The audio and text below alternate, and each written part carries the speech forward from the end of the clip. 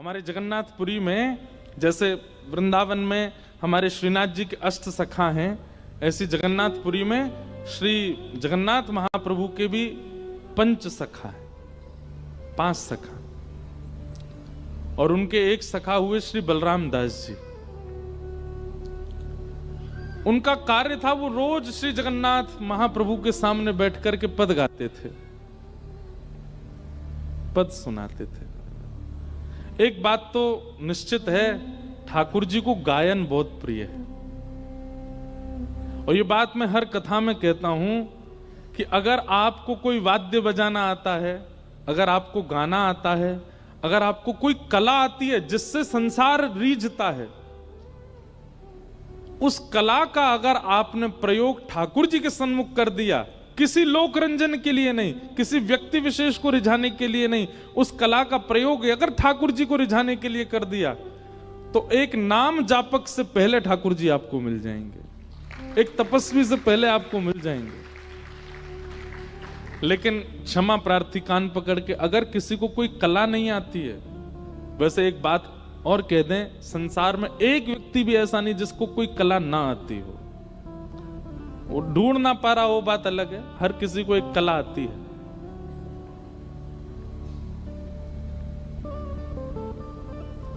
उस कला का प्रयोग संसार के लिए ना करके अगर ठाकुर जी के लिए कर दे, उससे ठाकुर जी रीझ जाते हैं। और उसमें संगीत सर्वोपरि है।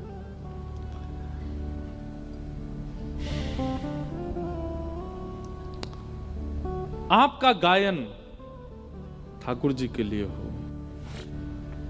परसों तरसों हम रात में यहाँ कीर्तिदान जी आए थे, उसके बाद हम लोग रात में बैठे, फिर गायन हुआ। तो हमको बोले आप भी कुछ सुनाओ महाराज जी। हमने अपने जीवन में पहली बार, वैसे तो गाता रहता हूं ऐसे चलते फिरते, पर माइक पे पहली बार गजल गाई। और जब गजल गाई तो सब सुनते रह गए। और वो बोले कि आप महाराज जी गाते तो हो। मैं सत्य बता रहा हूं, मैंने जीवन में पहली बार माइक पे कोई गजल गाई होगी। लेकिन मन में आया कि इतना क्यों भाया सबको वो स्वर, क्योंकि आज तक वो स्वर अमनिया था, उससे केवल ठाकुर जी भोग लगा रहे थे। और वही स्वर जब जगत के प्रसाद के लिए प्रस्तुत किया गया तो सबको भाने लगा, सबको अच्छा लगने लगा। ऐसे हम कभी फिल्मी गीत भी गुनगुनाते हैं ना, तो बढ़िया लगता है खूब सुनने वालों को। क्यों? क्योंकि ये वाणी अमनिया है, ये संसार के प्रयोग में जाती कम है, ये ठाकुर जी की भोग में ही रहती है। कभी कभी जब संसार के भाव में जाती है तो फिर उसका स्वाद अलग ही लगता है। हम खुद ही पढ़ाई कर रहे हैं, पर ये एक बात बता रहे हैं आपको कि गुण का प्रयोग यदि ठाकुर जी की सेवा में ही अधिक होता है ना, तो वो गुण भोग की भांति प्रस्तुत होता है, फिर वो जिसके सामने जाएगा उसका कल्याण ही करेगा। तो श्री बलराम दास जी ठाकुर जी के सामने संगीत की सेवा करते थे, जगन्नाथ महाप्रभु को रिझाते थे।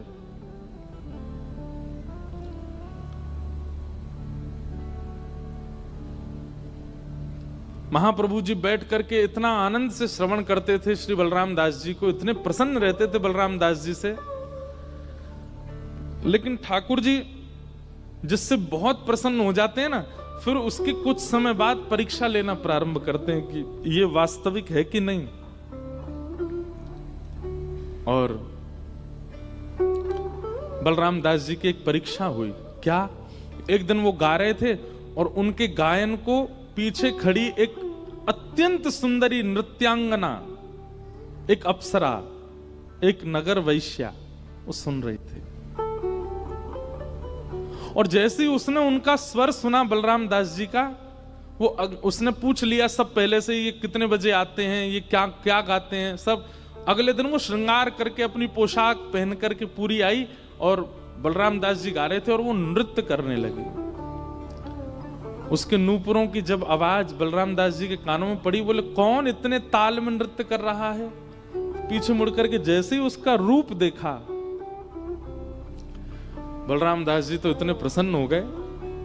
आज तक तो श्री जगन्नाथ जी को देख के ही गाया था, पर आज उसको देखने लगे। आहा, क्या सुंदर नृत्य कर रही है।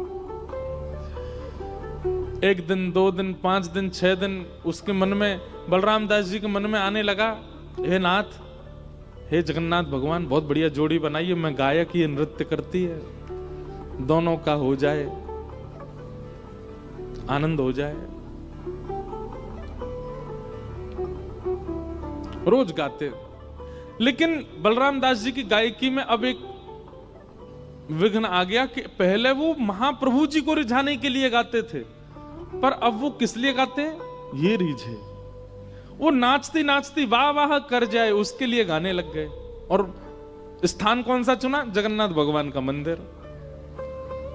महाप्रभु जी बोले, भैया अब इसके स्वर में हमको बिल्कुल स्वाद नहीं आता। भाई तुम्हारा संबंध है, तुम किसी के संग भी रहो, पर अब तुम गायन ही उसी के लिए करते हो, तो हमारे सामने बैठने का नाटक क्यों करते हो?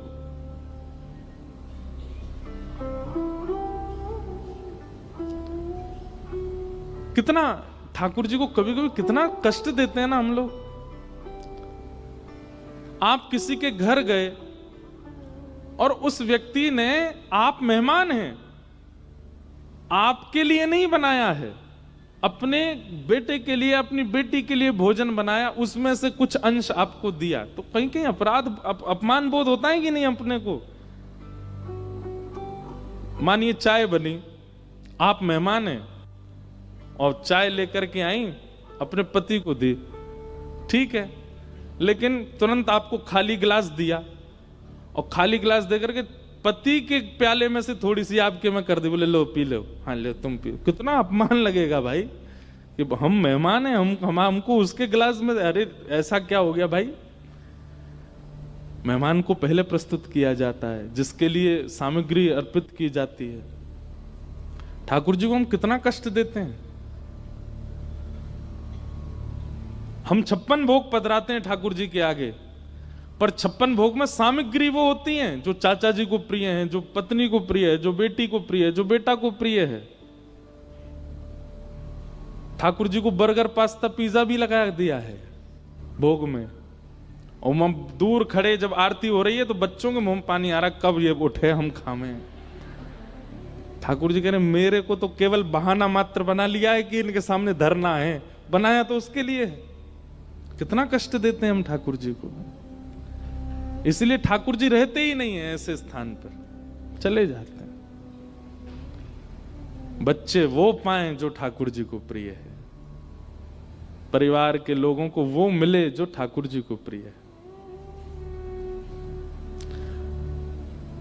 जिन भेषा मेरो सावरो रीझे, जिन भेषा मेरो सावरो रीझे, जिन भेषा मेरो गिरधर रीझे, जिन भेषा मेरो गिरधर रीझे, सोही भेष भरूंगी हो मैं तो, सोही भेष भरूंगी हो मैं तो, सोही भेष भरूंगी हो मैं तो, सोही भेष भरूंगी। अरे हाँ मैं बैरागन होंगी, मैं बैरागन, हाँ हाँ होंगी, मैं बैरागन होंगी, मैं बैरागन हो बाला।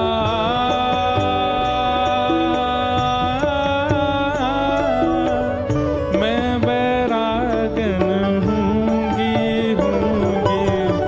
मैं बैरागन होंगी, मैं बैरागन होंगी, मैं बैरागन होंगी, मैं बैरागन। पूजा उठा करके गाओ, बोल राधा रमण लाल की।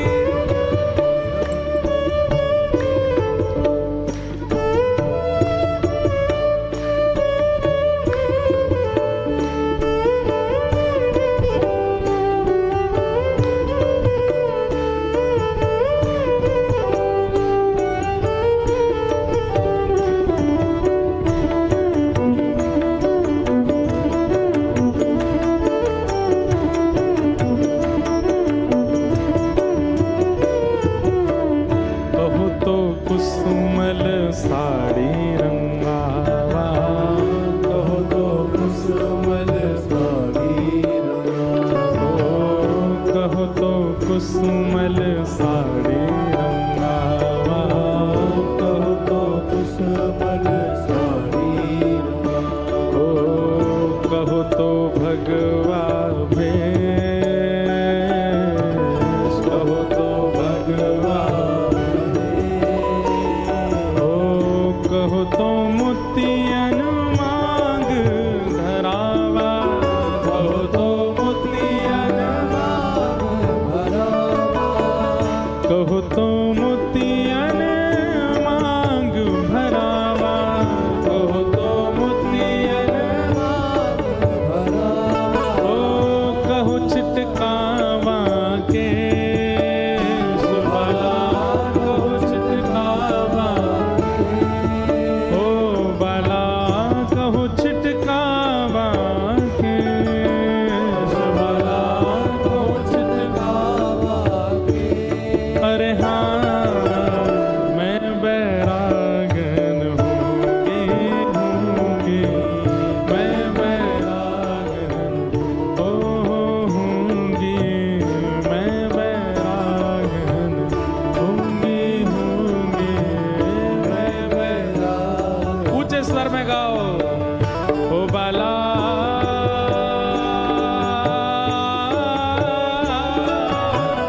मैं बैरागन हूँगी, मैं बैरागन हूँगी, मैं बैरागन।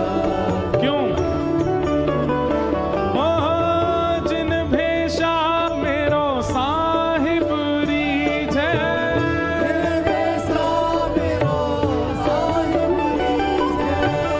जिन भेषा मेरो सद्गुरु रीझे,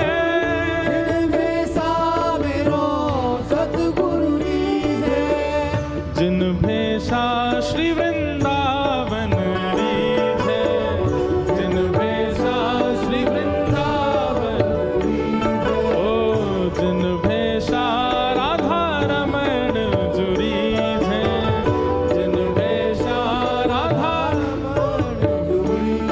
मैं सोही भेष धरूंगी हो, अरे हाँ मैं बैरागन हूँगी, मैं बैरागन हूँगी, मैं बैरागन हूँगी, मैं बैरागन। द्वारिकाधीश की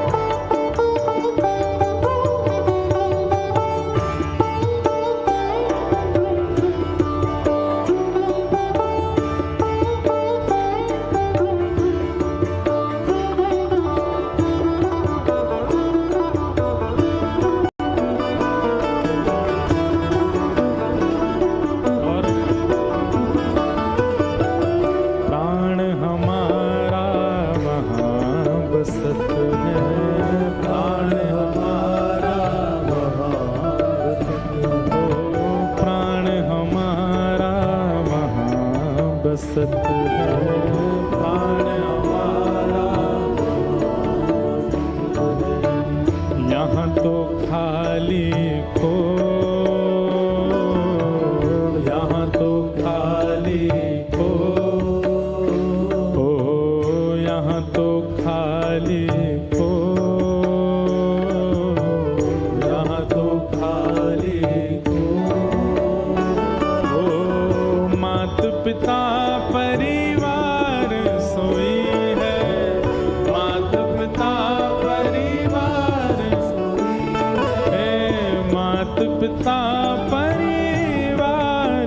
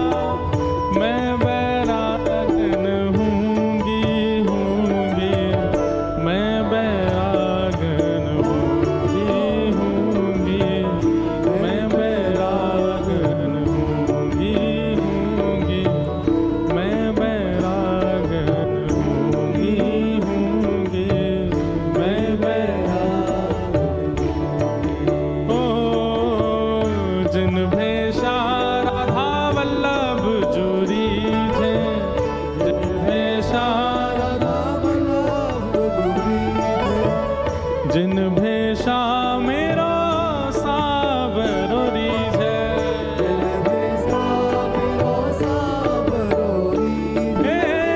जिन भेषा श्री वृंदावन रीझे,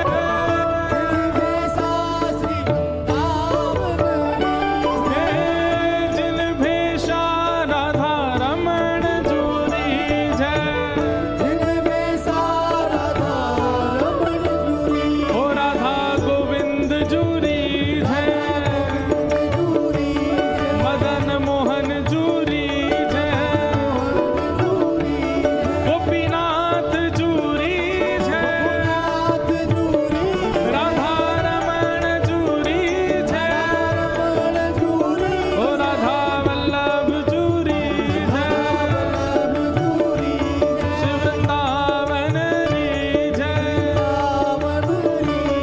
किशोरी जो रीझे, बरसानो रीझे, यमुना जी रीझे, वृंदावन रीझे, ब्रजवासी रीझे, ओ मेरे सद्गुरु रीझे, ओ मेरो साहिब रीझे, मेरो सावरो रीझे, ओ प्यारो गिरधर रीझे, ओ प्यारो गिरधर रीझे, ओ प्यारो नटवर रीझे, ओ प्यारो गिरधर रीझे, मैं सोही भेष धरूंगी हो, मैं सोही भेष हो, मैं तो सोही भेष धरूंगी हो, मैं तो अरे हाँ मैं बैरागन हूँगी, मैं बैरागन होऊंगी, मैं बैरागन होऊंगी।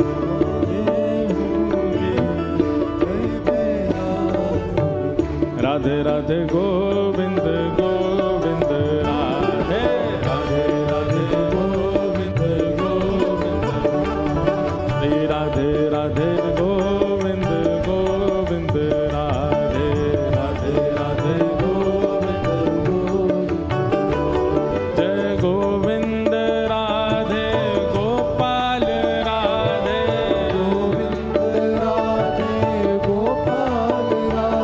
भज गोविंद राधे गोपाल राधे,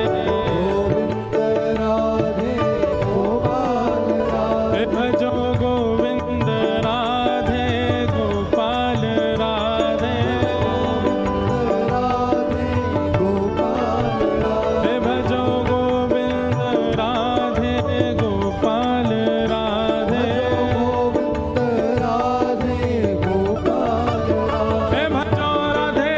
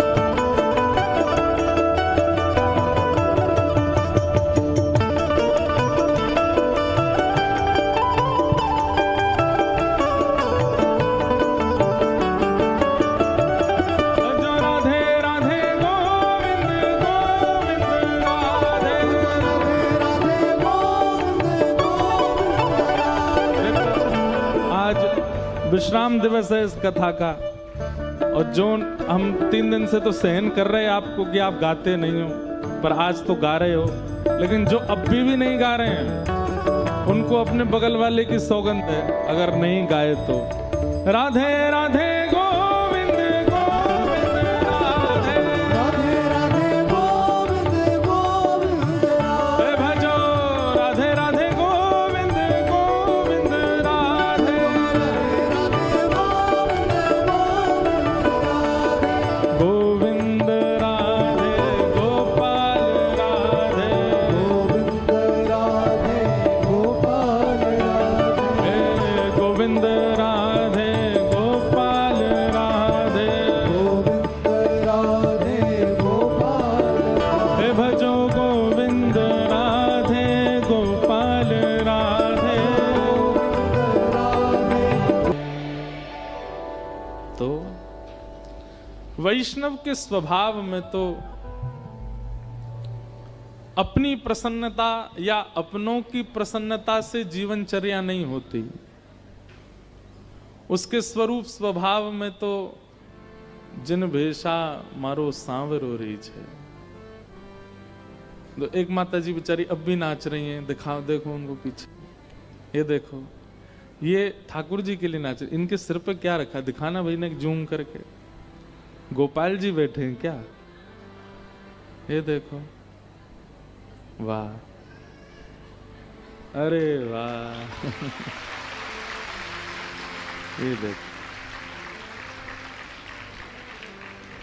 ऐसा लग रहा हो सांची में यशोदा मैया के सिर पे ही बैठे हैं लाल जी, नाच रहे हैं। मैया बैठ जाओ, अब बैठ जाओ, अरे वाह जय। कितना ये कच्छ में देखने को मिलता है, ऐसा सरल स्वभाव। और वो ठाकुर जी भी उनके नहीं है, किसी और के हैं? वो अभी अभी दिए हैं, उनको लेके नाच रही हैं सिर पे। अभी मैं थोड़ी देर पहले कह रहा था हम बहुत कष्ट देते हैं ठाकुर जी को, पर ऐसे लोग सुख भी बहुत देते हैं ठाकुर जी को। मुझे ऐसे ही लगा, जो प्रत्यक्ष लाल जी बैठे हैं सिर पे, और जैसे यहाँ तो सब वाद्य बंद हो गए, ठाकुर जी दोनों तरफ कंधा पे पाम लटका के और मैया के सिर पे तबला बजा रहे हैं, मैया वहीं पे नाच रही है, झूम रही है। जय हो बोलो द्वारिकाधीश की जय।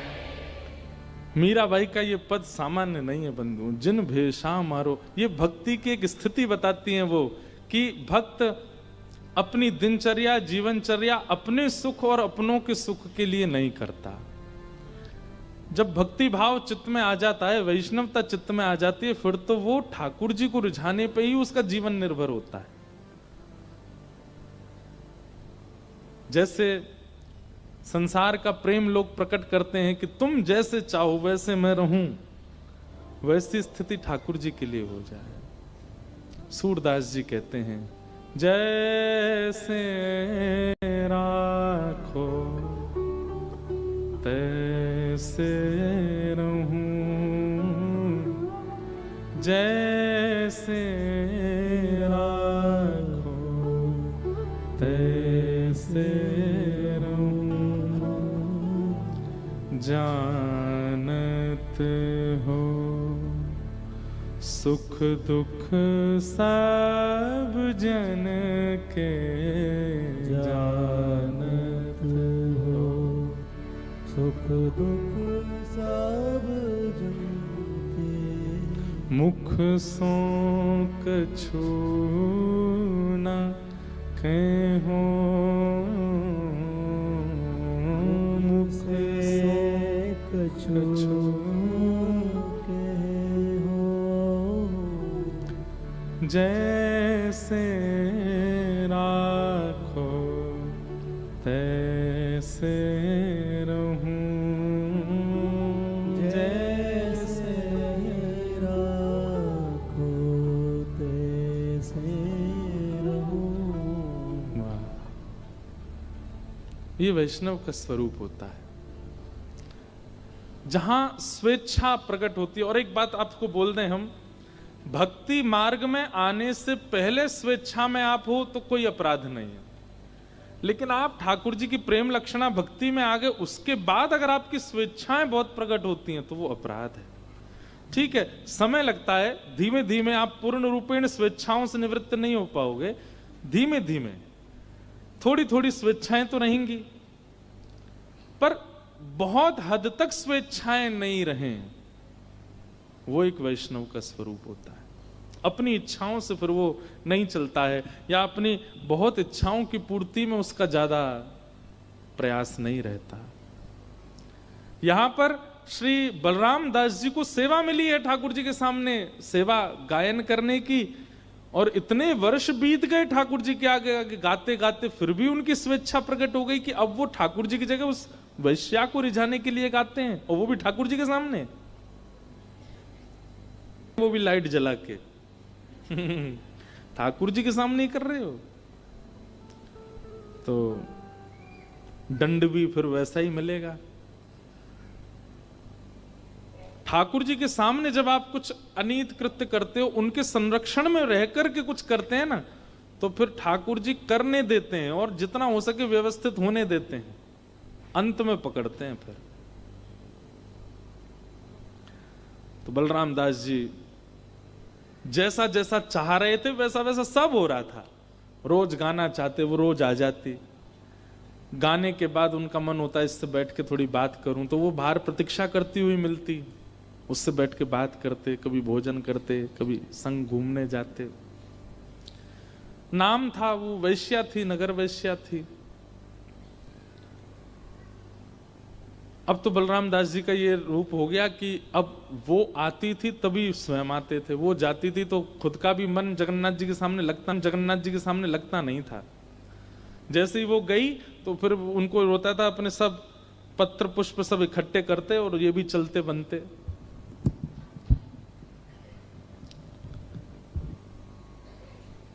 रथ यात्रा का समय धीरे धीरे पूरे जगन्नाथपुरी में हल्ला हो गया कि भाई बलराम दास जी तो अपनी स्थिति से अब बिगड़ चुके हैं। वो तो वैश्या के संग घूमते हैं, उसी के संग नाचते हैं, उसी के संग पूरी रात रहते हैं। मंदिर के सब पुजारियों ने निर्णय लिया कि भाई इस पर हमको कुछ करना चाहिए। एक तो बलराम दास जी वैश्या संग करते हैं, ऊपर से मंदिर में आके ठाकुर जी के सामने सेवा करते हैं। तो सब ने मिलकर के निर्णय किया कि इस बार की रथ यात्रा में इनको सेवा नहीं करने देंगे हम।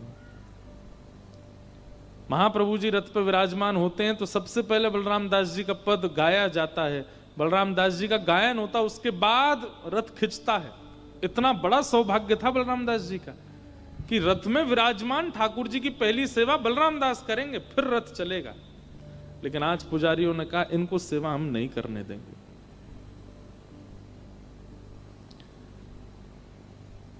रात भर वैश्या का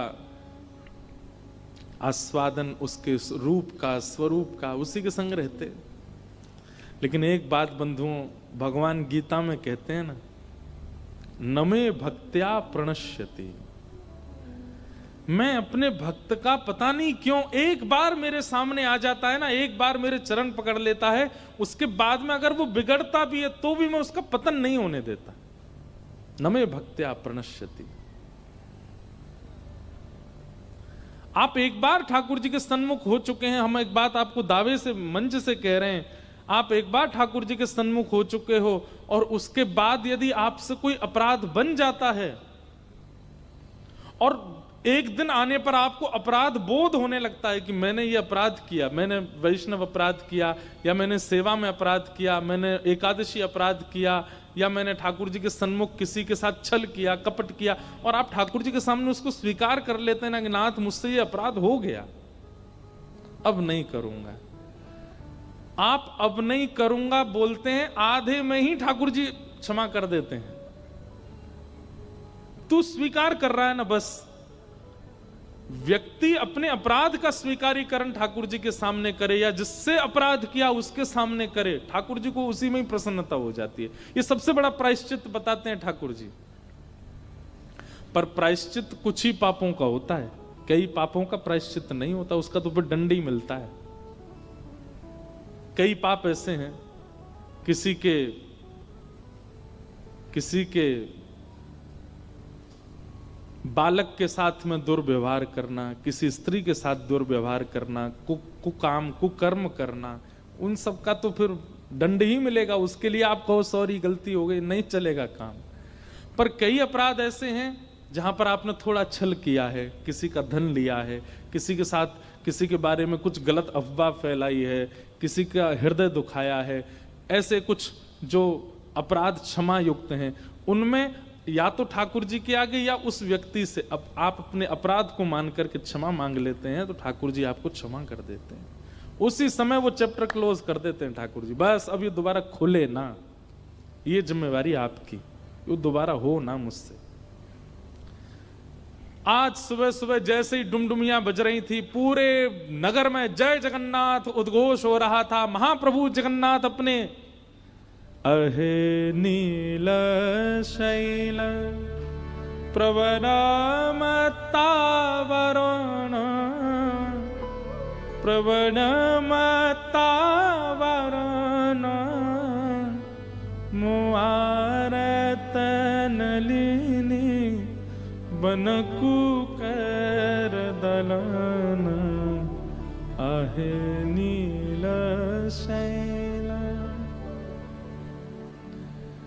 कहे साल बेग हीन जाति रे यवन। उड़िया भाषा में ये पद है। जब महाप्रभु जगन्नाथ जी रथ यात्रा के लिए आते मेरे रोंगटे खड़े होते हैं जब मैं ये भाव गाता हूं। साल बेग जो कि एक मुस्लिम का बेटा है, कोसों दूर बैठ करके महाप्रभु जगन्नाथ जी की स्तुति गाता है और उसकी स्तुति सुनकर के महाप्रभु जगन्नाथ जी का रथ रुक जाता है। क्यों?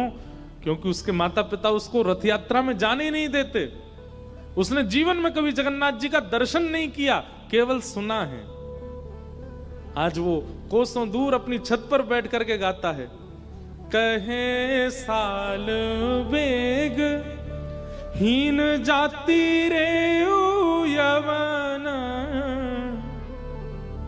कहे साल बेग हीन जाति रे यवन श्रीरंगा चरण तले उद्धरी जवन अहे नील शैल।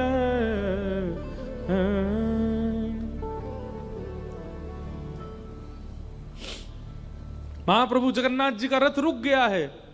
पुजारी पंडा सब हाथ जोड़ के कहते हैं, नाथ लाखों लोग आपके रथ को खींच रहे हैं, क्यों नहीं बढ़ रहे हैं आप आगे? महाप्रभु तभी वहां दैतापति जो राजा होते हैं जगन्नाथपुरी के, उनको स्वप्न देते हैं कि मेरा एक भक्त मुझे पुकार रहा है, उसकी वाणी मुझको आगे बढ़ने नहीं दे रही है, जब तक वो रथ यात्रा में नहीं आएगा मेरा रथ आगे नहीं बढ़ेगा। सब कहते हैं, अरे सुभद्रा जी गुंडीचा पहुंचने वाली हैं, बलराम जी का रथ भी आधा मार्ग पार कर चुका है, नाथ आप प्रारंभ में ही अटके पड़े हो। ठाकुर जी बोले, चाहे महीना लग जाए अब रथ आगे नहीं बढ़ेगा, पहले सालबेग को बुलाओ। जब तक सालबेग नहीं आएगा मैं आगे नहीं बढ़ूंगा। राजा पूरी सेना के साथ और रत्न मंडित पालकी भिजवाता है।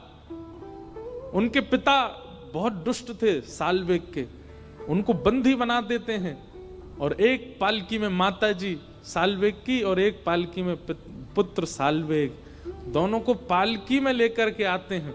जिस रथ यात्रा में लाखों लोगों की आंखें, करोड़ों लोगों की आंखें केवल महाप्रभु जी को देखने को तरसती हैं, आज पहली बार वे सब की आंखें सालबेग को देखने को तरस रही हैं। ऐसा कौन सा भक्त है जिसके लिए ठाकुर जी ने रथ रोक दिया?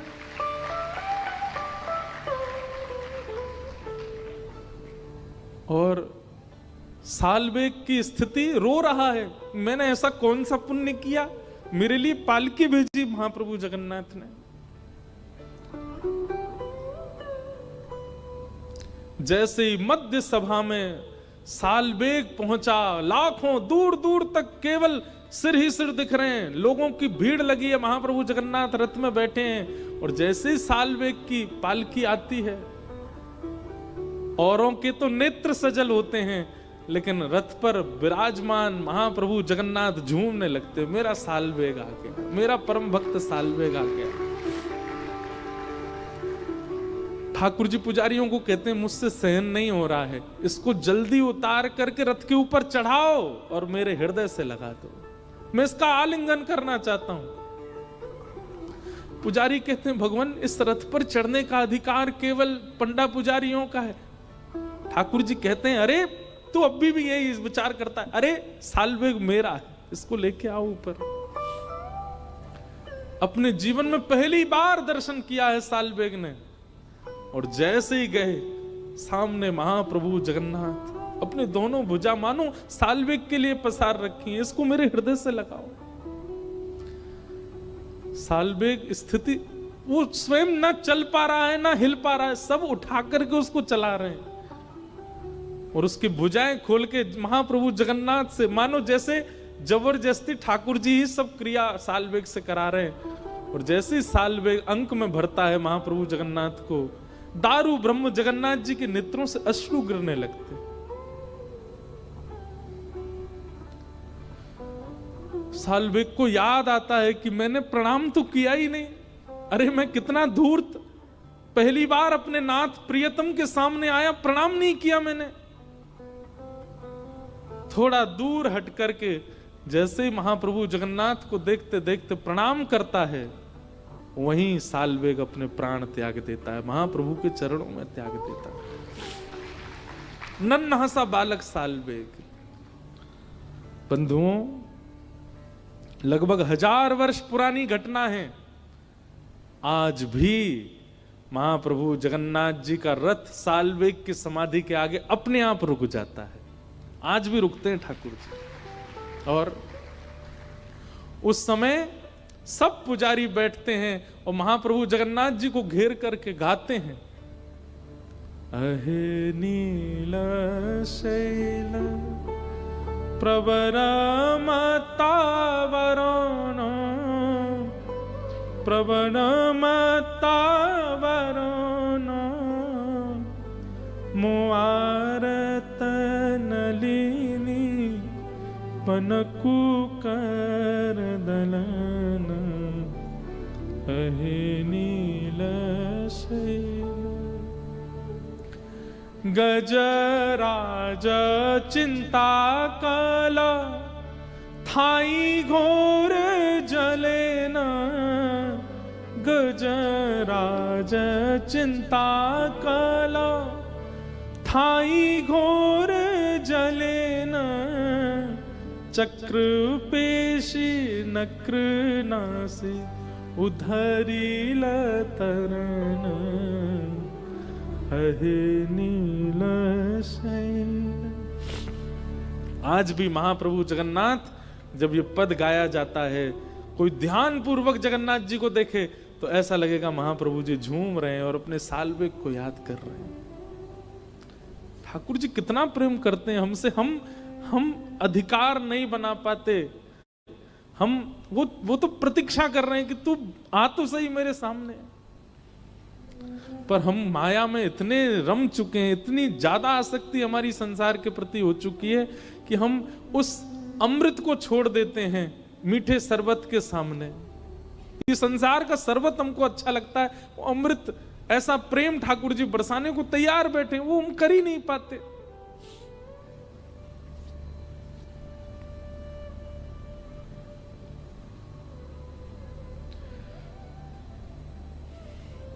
यहां महाप्रभु जगन्नाथ अपने श्री मंदिर से उछल उछल करके आते हैं नीचे, ऐसे कूद के आते हैं। क्यों? मैया से मिलने जा रहे हैं अपनी। इंद्रद्युम्न राजा और उसकी पत्नी गुंडीचा, इन दोनों ने भगवान से प्रार्थना की थी, हे नाथ हमारी मनवांछित इच्छा पूरी करो। भगवान बोले अपने मन में सोच लो तुम्हें क्या चाहिए। तो इंद्रद्युम्न राजा तो मांगता है कि मुझे संतान ना हो। क्यों? मैं जितनी आपकी सेवा करता हूं मुझे संशय है कि मेरे बालक आपकी सेवा करेंगे कि नहीं, इसलिए नाथ मेरा वंश ना बढ़े आगे। और बगल में बैठी गुंडीचा मन में सोचते हे नाथ मुझे एक पुत्र रत्न की प्राप्ति हो जाए। महाप्रभु जगन्नाथ कहते हैं भैया तुम दोनों पति पत्नी अलग अलग वरदान मांग रहे हो और बिल्कुल विपरीत वरदान मांग। इंद्रद्युम्न अपनी पत्नी से कहते हैं तुमने क्या मांगा महाप्रभु से? बोले पहले तुम बताओ तुमने क्या मांगा? बोले मैंने तो ये मांगा कि हमारे संतान ही ना हो। पत्नी बोली ये क्यों मांगा? अरे हम जितनी सेवा करते हैं, हम जितना प्रेम करते हैं जगन्नाथ जी से, कहीं हमारे बालकों ने उतना प्रेम नहीं किया तो फिर हम कहीं वैकुंठ में, स्वर्ग में, नरक में कहीं भी होंगे, हमको बहुत कष्ट होगा कि देखो हमारे संतान सेवा नहीं कर रहे। वो कष्ट मुझसे सहन नहीं होगा क्योंकि उस बालक पे मेरा नाम चढ़ेगा। इंद्रद्युम्न का नाती है, इंद्रद्युम्न का बेटा है, सेवा ही नहीं करता जगन्नाथ जी की। पत्नी बोली मैंने तो फिर ये मांगा है कि हमें पुत्र रत्न मिले। तो इंद्रद्युम्न ने लड़ने लगा तुमने पुत्र क्यों मांगा ठाकुर जी से? जगन्नाथ जी बोले तुम दोनों मत लड़ो, यहां संशय में तो मैं आ गया हूं, समाधान की इच्छा जरूरत मुझको है, तुम दोनों क्यों लड़ रहे हो? नहीं नहीं प्रभु मेरी पत्नी नहीं चाहती पुत्र। क्यों नहीं चाहती? मैं तो चाहती हूं, इनको आप चाहे जो दो, मुझे तो पुत्र चाहिए। भगवान बोले ये कैसे संभव होगा? पति संतान चाहता नहीं, पत्नी चाहती है, कैसे संभव होगा? ठाकुर जी फंस गए बीच में। तभी भगवान कहते हैं अब तो एक ही उपाय है। बोले क्या? इनको पुत्र चाहिए नहीं और तुमको पुत्र चाहिए मैया, तो फिर एक काम होगा। क्या? मैं ही आपका पुत्र बन जाता हूं मैया। पूरा विश्व मुझे जगन्नाथ कहेगा, पूरा विश्व मेरे सामने दंडवत करेगा। विश्व कल्याण के लिए मैं साल भर तो यहीं मंदिर में ही रहूंगा, लेकिन अपने जन्म दिवस के 15 दिन बाद मैं रथ में बैठ करके आऊंगा मां आपके पास। पूरा विश्व मेरे चरणों में प्रणाम करेगा, पर मैं अपनी मां की गोद में खेलने जाऊंगा। और महाप्रभु जगन्नाथ अपने भैया और बहन के साथ रथ में गाजे बाजे के साथ नाचते कूदते हुए अपनी मैया से मिलने जाते हैं। ऐसा कहते हैं कि श्री मंदिर में जगन्नाथ जी का दर्शन जितना पुण्य देता है, उससे करोड़ गुना ज्यादा पुण्य श्री जगन्नाथ जी जब गुंडीचा में विराजते हैं वहां उनका दर्शन करने का पुण्य, उसका पुण्य का एक अंश ऐसा है कि फिर दोबारा जन्म नहीं लेना पड़ता। ऐसा वो ठाकुर जी की जन्म वेदी है। महाप्रभु जगन्नाथ जी का रूप वहीं निर्मित हुआ है गुंडीचा में। चरित्र तो बलराम दास जी का चल रहा था, पता नहीं हम कहां कहां घूम आए। महाप्रभु जगन्नाथ जी आज जैसे ही रथ पर बैठे हल्ला होने लगा, अरे बलराम दास को बुलाइए, उसके पद के बाद ही रथ यात्रा होती है। पुजारियों ने कहा नहीं, आज बलराम दास पद सेवा नहीं करेगा और आज के बाद कभी नहीं करेगा। सुबह सुबह जय घोष और डुमडुमियां बज रही थीं।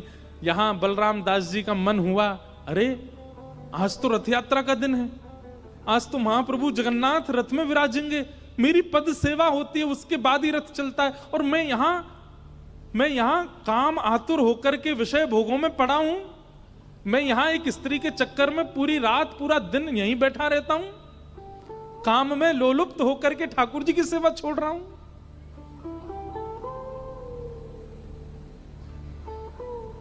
तुरंत स्नान करके रोते बिलखते जा रहे हैं, नाथ मुझे क्षमा कर दो, मैं क्यों नहीं समझ पाया कि मेरा जीवन तो आपकी सेवा के लिए, मैंने क्यों किसी और को अर्पित किया। जैसे ही पहुंचे जगन्नाथ महाप्रभु के रथ के सामने, पुजारियों ने कहा धक्का दो, इसको दूर करो, ये दर्शन का भी अधिकारी नहीं है, वैश्यागमन करता है।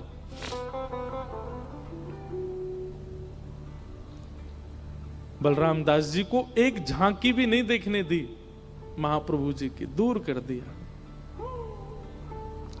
मुझे देखने तो दो, मैं सेवा नहीं करूंगा, दर्शन तो करने दो मेरे महाप्रभु का। बोले तू उसका भी अधिकारी नहीं है, जा उसी के दर्शन कर जिसके पास रहता है।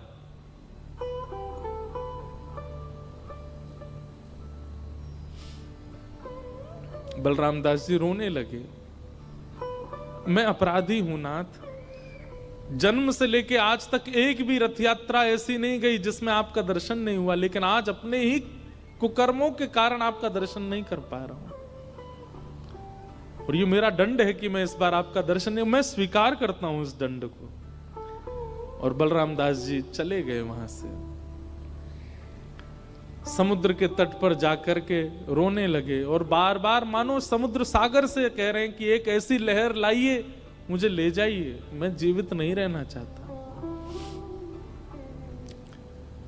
लेकिन क्या करें, तभी मन में आया अपनी सेवा तो मैं कहीं से भी अर्पित कर सकता हूं, जरूरी क्या रथ के आगे बैठूं।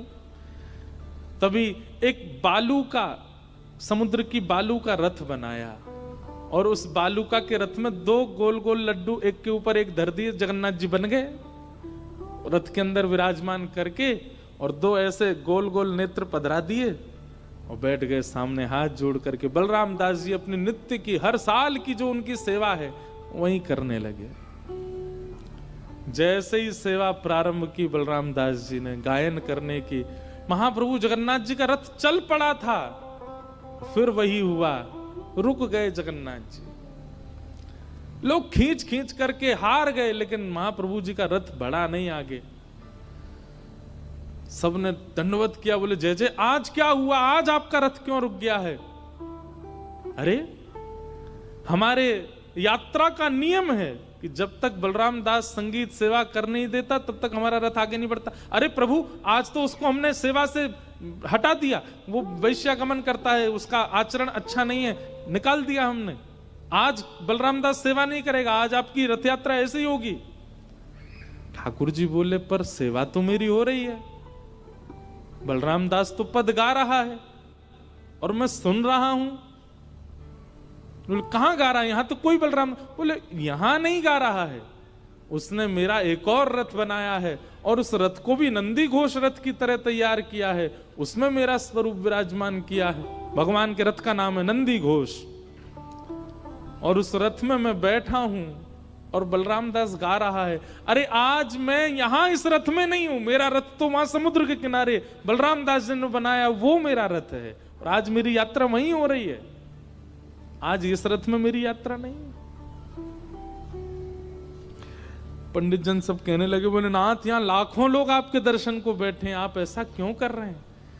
बोले भैया, यदि चाहते हो कि ये रथ यात्रा आगे बढ़े तो जाओ और बलराम दास को लेकर के आओ और उससे कहो जो बालूका के उसने जगन्नाथ बनाए हैं ना, मेरा अंश उन्हीं में बैठा है, उनको लेके आवे और उनको ला करके जब इस रथ पर विराजमान करेगा और यहां बैठ के जब वो मेरी सेवा करेगा तभी ये रथ आगे बढ़ेगा, नहीं तो नहीं बढ़ेगा।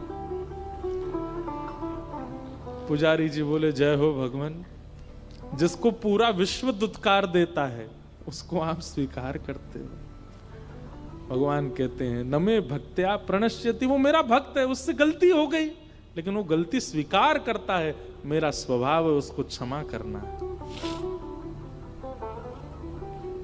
और बलराम दास जी आए, आकर के फिर उन्होंने सेवा की और उस सेवा से प्रसन्न होकर के फिर महाप्रभु जगन्नाथ जी का रथ आगे बढ़ा।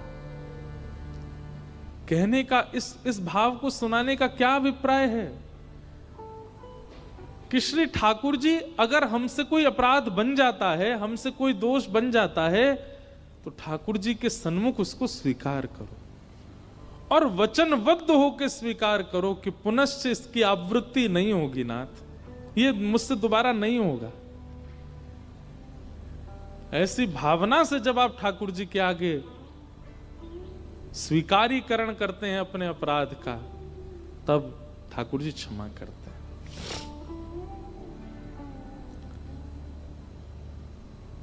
ऐसे श्री ठाकुर जी हैं, ऐसे श्री हमारे लाल जी।